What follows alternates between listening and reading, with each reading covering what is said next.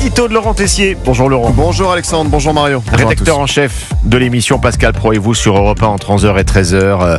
Hier midi, l'horreur à Nantes.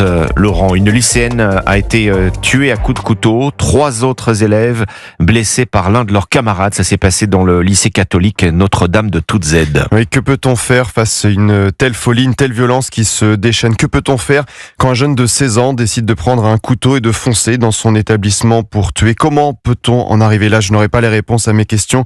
Et hier matin, des parents ont vu leur fille âgée de 17 ans pour la dernière fois avant qu'un individu lui enlève la vie quelques heures plus tard. C'est épouvantable, c'est bouleversant. Perdre un enfant, c'est la pire des douleurs. Comment est-ce possible? J'ai écouté le ministre de l'Intérieur, Bruno Retailleau, qui était hier à Nantes. Je pense que ce n'est pas un fait divers, ce drame, cette tragédie. C'est un fait de société. Nous sommes dans une société qui a encouragé le laxisme, qui a voulu déconstruire les interdits, l'autorité, l'ordre, les hiérarchies, et qui a accouché finalement de toute cette violence.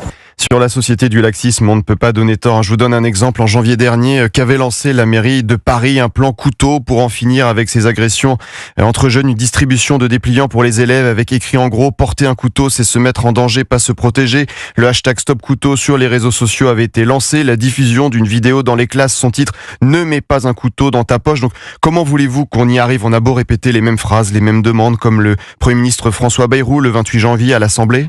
Nous devrions nous saisir de cette question du port des armes blanches. Que peut-on faire face à une telle folie? Le jeune auteur des coups de couteau a été hospitalisé après un examen psychiatrique. Que peut-on faire face à une telle violence? 1000 opérations de contrôle des sacs d'élèves ont eu lieu ces dernières semaines. Nous allons multiplier les contrôles auprès des établissements scolaires. La piste aussi d'installer des portiques à l'entrée des établissements scolaires, multiplier donc les fouilles des sacs. Mais quelle est la réalité aujourd'hui? On ne pourra jamais placer un policier ou un gendarme derrière chaque élève. Plus 15% sur un an des signalements d'utilisation d'armes blanches dans les établissements scolaires. On ne s'en sort pas. Durant l'année 2023-2024, 74 agressions avec un couteau ont eu lieu dans les collèges à Paris, 38 dans les lycées et même 18 en primaire. En primaire, rendez-vous compte, ce n'est plus possible. Ce sont nos enfants qui sont en danger.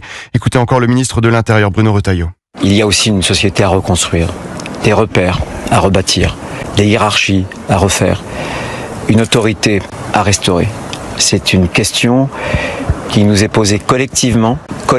On ne s'en sort pas et ça ne date pas d'hier. Voilà ce que disait François Bayrou, alors ministre de l'Éducation nationale, le 15 février 1996 sur France 2. L'école devait être un sanctuaire. Un sanctuaire, c'est un lieu où la violence n'a pas le droit d'entrer. Je considère qu'en effet, notre mission à tous, c'est que l'école soit un lieu où la violence soit bannie. Et ce 15 février 1996, il y a presque 30 ans, un sondage Ipsos était montré à l'écran. Êtes-vous favorable à la présence de forces de police au sein des établissements scolaires? Eh bien, 63% des Français avaient répondu oui. Il y avait vraiment une grande demande d'autorité. En 1997, Lionel Jospin, dans sa déclaration de politique générale, déclarait: nous devons tout particulièrement la sécurité à nos enfants, notamment dans les établissements scolaires où la situation s'est dégradée de manière inacceptable ces dernières années. Fin de citation.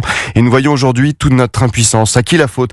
Les parents qui ne s'occupent plus de leurs enfants, la société trop laxiste, la santé mentale des jeunes pas suffisamment traitée. Que peut-on faire? Comme beaucoup de parents, comme beaucoup d'entre vous ce matin, je ne sais plus. Je sais juste une chose: nous allons vivre avec encore plus de peur pour nos enfants. Et vous revenez sur ce drame de Nantes, Laurent, dans Pascal Pro et vous, à partir de 11h sur Europe 1. À tout à l'heure. À tout à l'heure, Laurent Tessier.